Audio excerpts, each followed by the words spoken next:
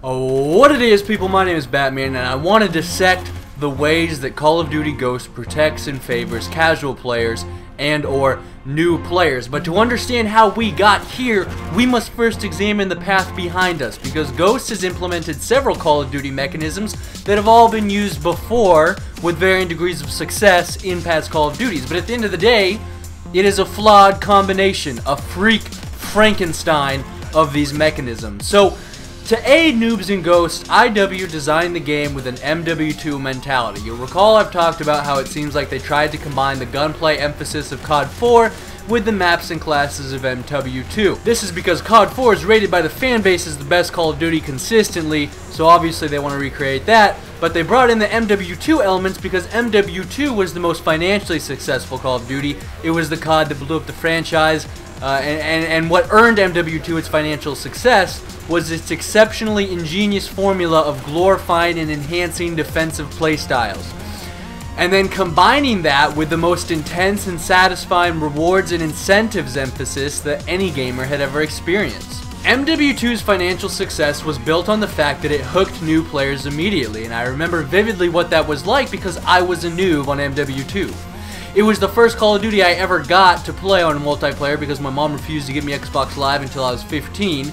And I got the game in February of that year, and by November, when I moved on to the first Black Ops, I already had 40 days played on MW2. It was unhealthy, but I loved it and I don't fucking regret it. And I remember how I played. I would run either the SCAR H heartbeat sensor or the RPD foregrip. I ran Scavenger and Claymores on every single class. I ran the AA-12 full auto shotgun secondary with extended mags and steady aim. And I camped. And I got very good at it very quickly, and on every single map I had a designated camping spot. My favorite playlist was Capture the Flag, because I could just camp that goddamn flag the whole game.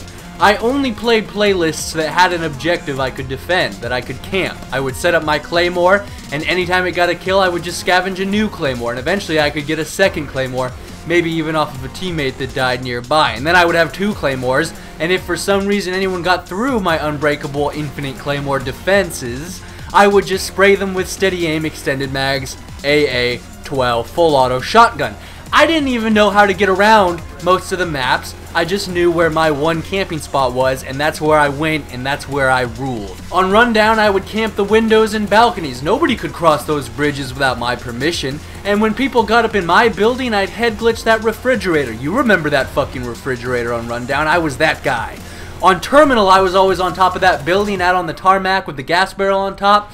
I had a Claymore on the ladder and a Claymore on the corner you can climb up. On Wasteland, I just camped in a corner in the middle of the cave, 2 entries covered with Claymores and my gun cover in the third, and within less than 2 months of playing the game, I considered myself the greatest player to ever grace the Xbox. Golly, I must be so fucking badass to already be shitting on all these fucking noobs, and I haven't even had Xbox Live for a year yet. And I got hooked. I was hooked on the Harriers, on the points popping up on my screen as I laid prone in the motherfucking bushes with a chopper gunner. I never cared who won or lost. All that mattered were the numbers on my screen, filling my brain with the chemicals.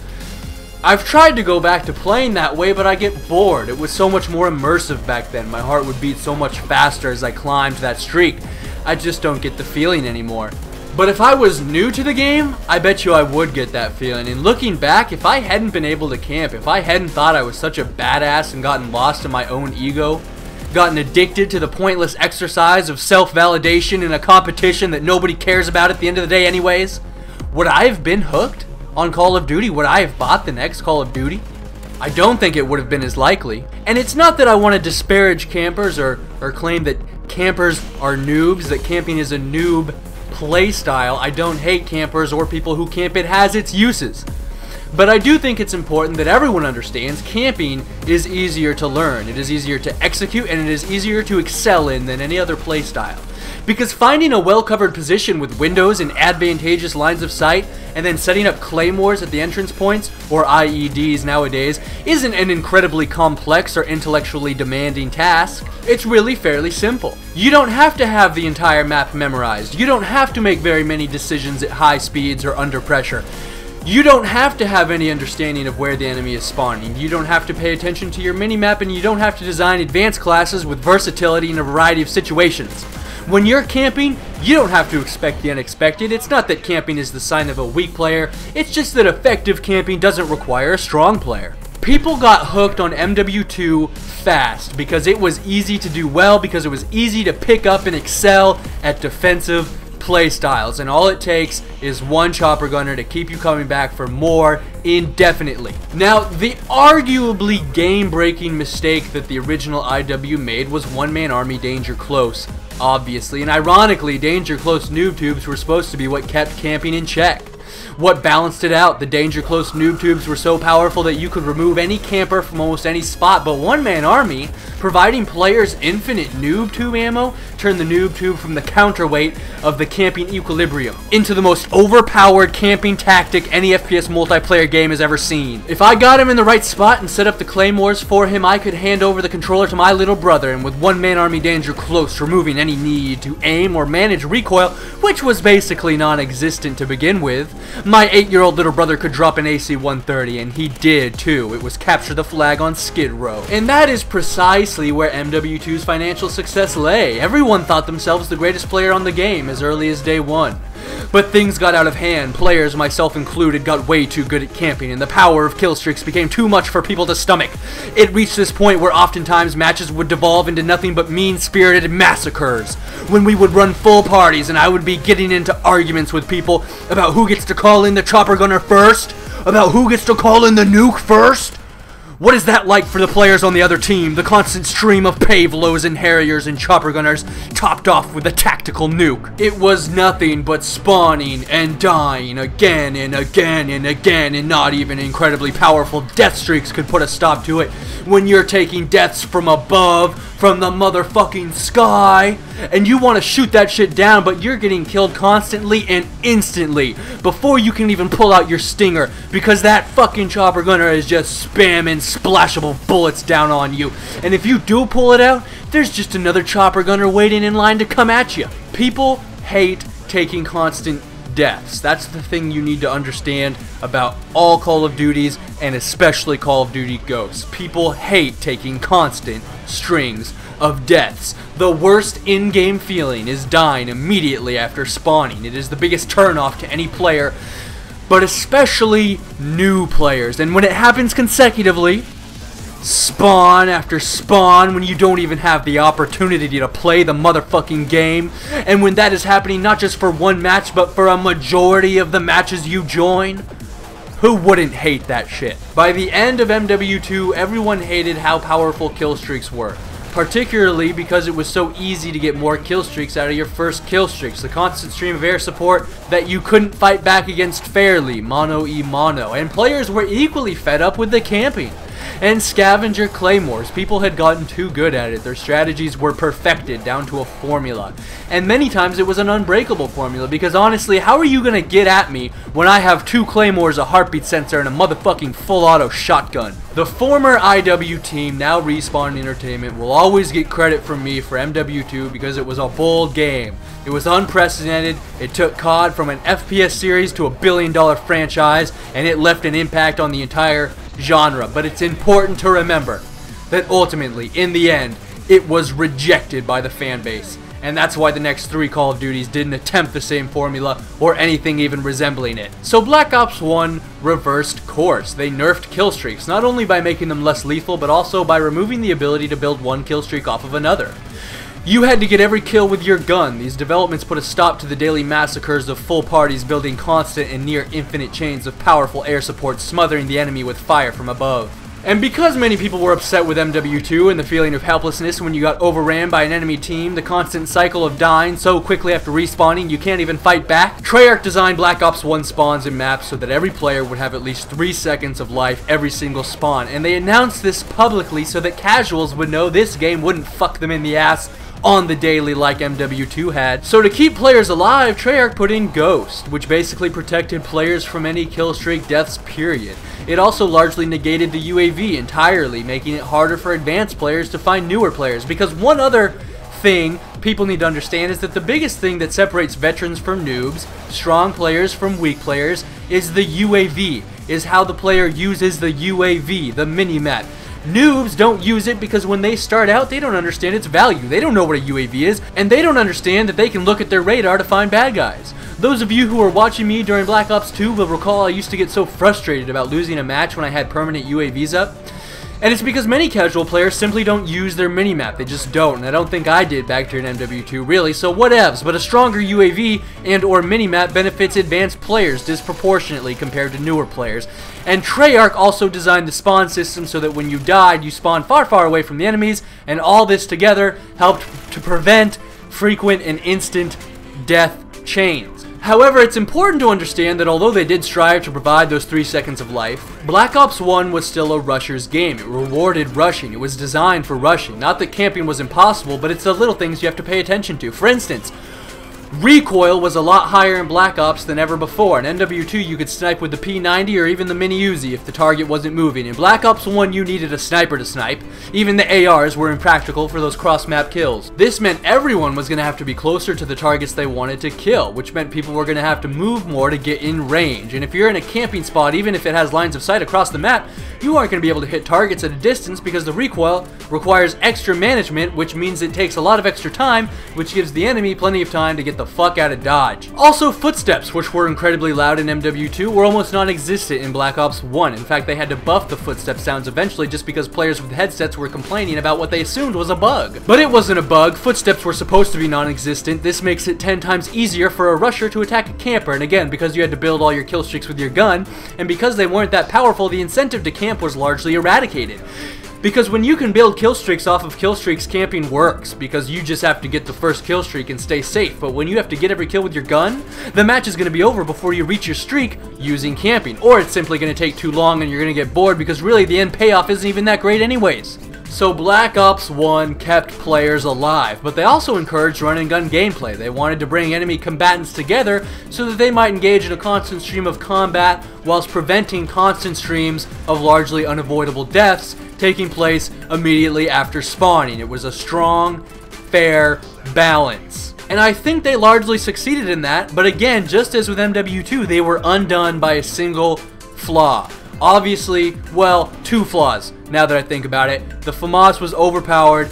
It didn't get patched until like the last 2 months before the Modern Warfare 3 came out. The FAMAS was some bullshit. That was, you know, that sort of broke all the gun balance. But I digress. The main thing that was breaking in the same way as it was with MW2 was Ghost. People thought Ghost was OP, and it kind of was. Mainly because it was the only tier 1 perk really worth using. I think what Treyarch had intended was that because the RCXD was a 3 kill streak as well, many players would choose that over the UAV because casual players and or noobs love getting free kills with kill streaks, because at that point in their gaming career, getting gun kills is still difficult and many don't even know what a UAV really does. And so if a huge chunk of the casual audience, which constitutes a huge chunk of the entire COD audience, was using RCXDs, more and more people would decide to use Flak Jacket instead of Ghost to counteract the RCXDs, which were arguably more annoying than showing up on the enemy's minimap. But it didn't work out because people didn't like the RCXD because it sucked wiener. And you always died while you were using it, and then it would get shot before you found anyone, or you just simply wouldn't find anyone, period, and it would blow up. And I also think that because you had to earn all your streaks with your gun, they were really expecting more people to use Hardline and Scavenger as well instead of Ghost, but people didn't. So yeah, so Ghost was the only tier 1 perk people used, which made the UAV completely useless, which made the kill streaks completely useless, and it was out of control, and it wasn't game breaking, but it really threw off perk balance, along with the FAMAS, which threw off gun balance, and that's why, those were the main complaints, that's why people got frustrated with that game, alright? But as far as balancing out the rate at which people died and the rate at which people fought, I think they did pretty well there. But I digress. That's all neither here nor there. Now, MW3. Not a lot of intelligent thought went into this game, period. Because the lawsuits were taking place during the development period and the heads of IW were fired and then the entire studio basically quit in protest. Everything got all fucked up and a brand new team of devs who had not worked on COD before had to build MW3 in like 5 months, and it was obviously half-assed, excluding the new killstreak system. It really was just a glorified MW2 map pack. Alright, survival mode could have been an amateur basic player mod, for God's sake, alright? I could have gone and downloaded that off the internet for MW2 and played fucking survival mode, alright? You can do that today. And to boost noobs, they just took very simplistic steps that would hopefully work out. They brought in the most powerful set of death streaks Call of Duty had ever seen. You all remember Dead Man's Hand, I'm sure. And of course, they brought in the support class strike package so that anyone could get some neat streak rewards every game, like Juggernaut suits and stealth bombers. You know, they brought in that anti-air turret streak that I can't remember the name of. But you know, you put it on the map and it shot everything down in the air. And obviously that was designed to keep air support in check somewhat. The big difference from MW2 as far as skill gap goes was that MW3 did not bring in defensive playstyle friendly maps. The line between a camper's map and a rusher's map is somewhat blurred and hard to properly articulate. As a general rule, however, the more vertical a map is, the taller its buildings and the windows those buildings have, and especially if you can get on the roofs, the more camper friendly it's going to be. As an example, if you compare Rundown from MW2 to Village in MW3, I would consider Village the direct predecessor of Rundown. You know, they're very similar. They both take place in what seems like a third world African village. They both have a dried up river cutting the map in half with bridges and routes leading from one side to the other. But they also demonstrate the difference between a defensive emphasis and a run and gun emphasis.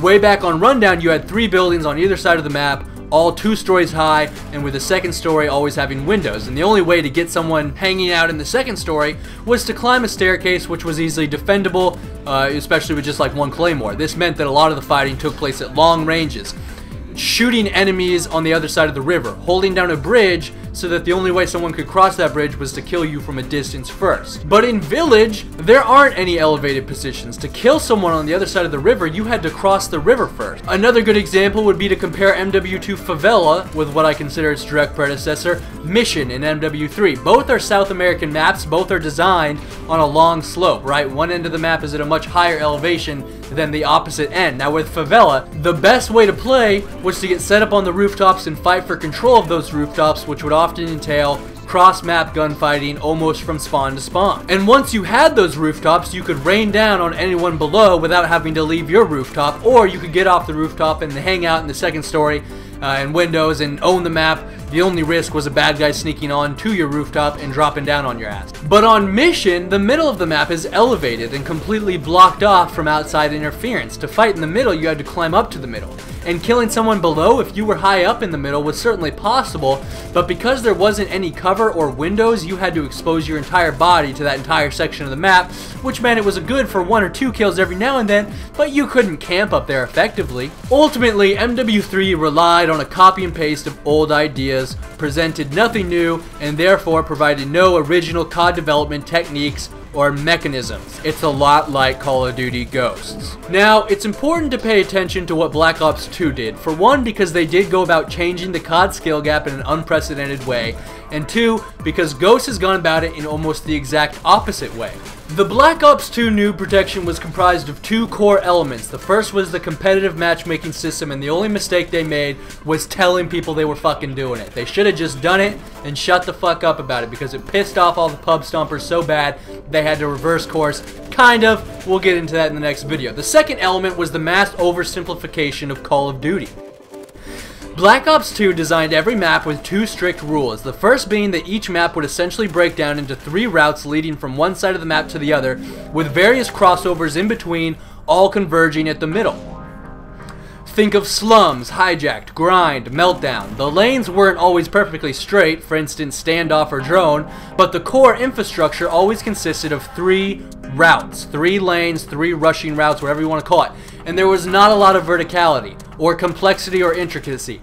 Not a lot of rooms and staircases and nooks and crannies like we have in Ghosts now. What this meant was that if you and an enemy were in the same lane, the same route on the map, which there were only 3 of, the chances that you would not run into one another were very slim.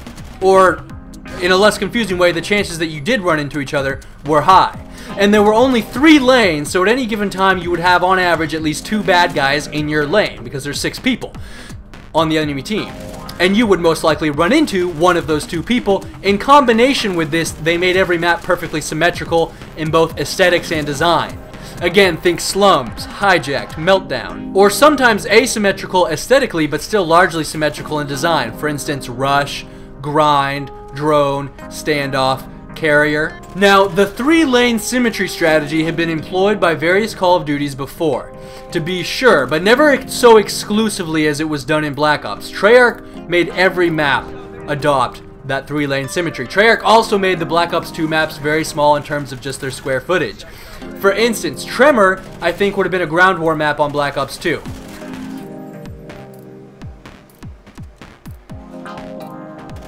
And in combination with all of this, Treyarch implemented a full score streak system that at the end of the day really rewarded players more for objective play than just killing people. The result was that people were much more encouraged to move around a lot. Ghosts didn't work if you were standing still. And the footsteps were not very loud, which meant there wasn't a huge penalty for moving.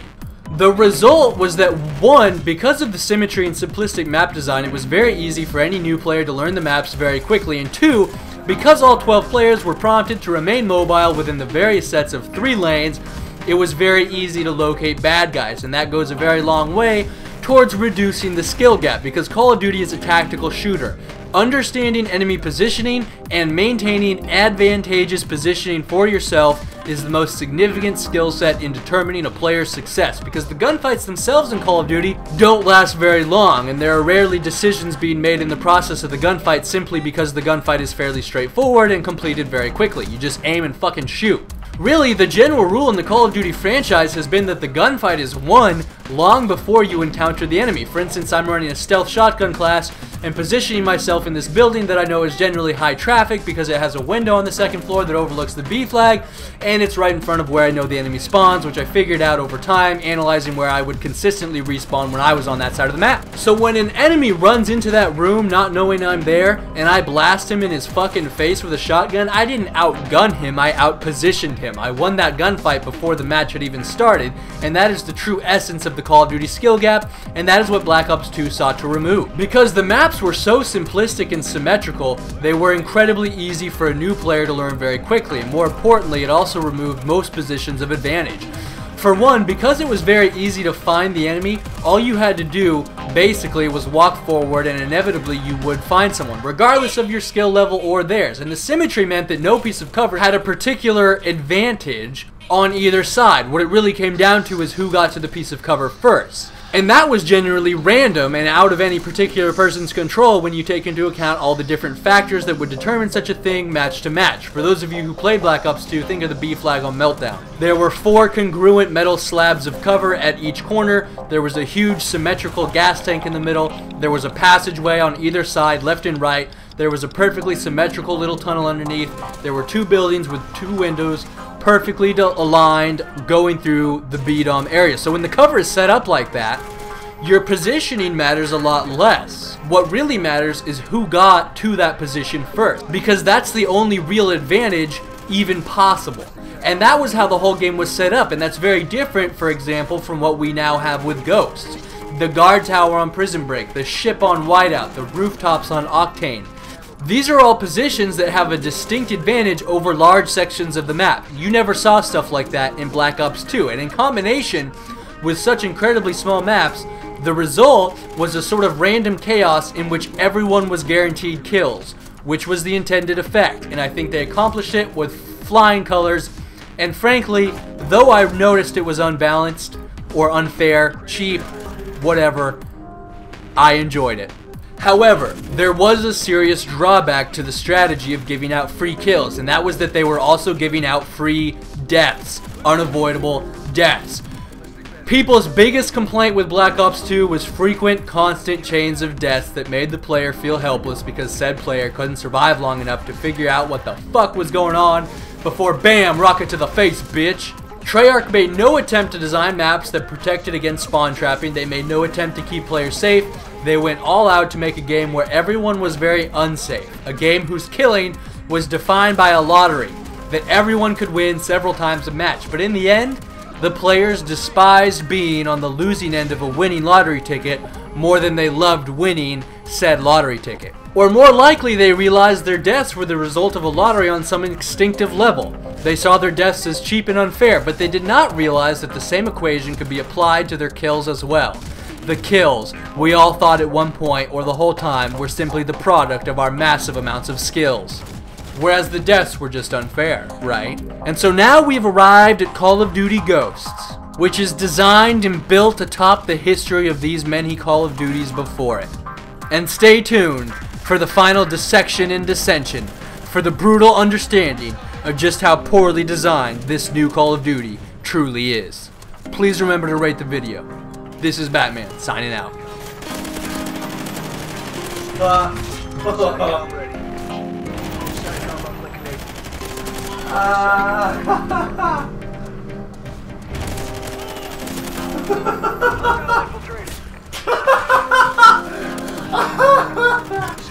Ready.